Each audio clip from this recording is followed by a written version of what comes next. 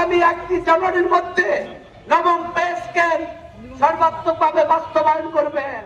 যদি তা না করেন আমরা প্রজাতন্ত্রের কর্মচারী আগামী 31 জানুয়ারি পর্যন্ত দেখব, দেখার পরে আমরা সর্বত্র কর্মচারীরা কর্মবিরতি কিংবা আত্মহননের পথ বেছে নিব। আজকের কর্মসূচির মূল প্রতিপাদ্য বিষয়, আপনি যদি আমাদের 31 জানুয়ারির মধ্যে নবম পে স্কেলের গেজেট প্রকাশ না করেন তাহলে আমরা সর্বোচ্চ কর্মসূচি কর্মবিরতি সহ আত্মহননের পথ বেছে নিব। দেখা যাবে 31 জানুয়ারির পরে এই প্রেস ক্লাবের একই জায়গায় সহ 64 জেলায় আমরা আত্মহননের কর্মসূচি ঘোষণা করব।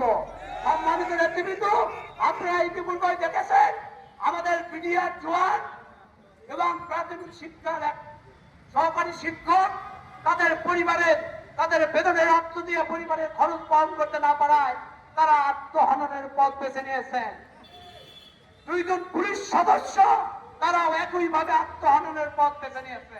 আমরা আবারও আজকের কর্মসূচি অনশন কর্মসূচি শেষে যে প্রতিপাদ্য বিষয়, যদি মাননীয় প্রধান উপদেষ্টা তথা রাষ্ট্র আমাদের 31 জানুয়ারির মধ্যে নবম পে স্কেল ঘোষণা না করে, গেজেট প্রকাশ না করে, আমরা ইনশাল্লাহ আমাদের বাংলাদেশ সরকারি কর্মচারী দাবি আদায় পরিষদের পক্ষ থেকে সর্বাত্মক কর্মবিরতি কিংবা আত্মহননের পথ বেছে নিয়ে আমরা কর্মসূচি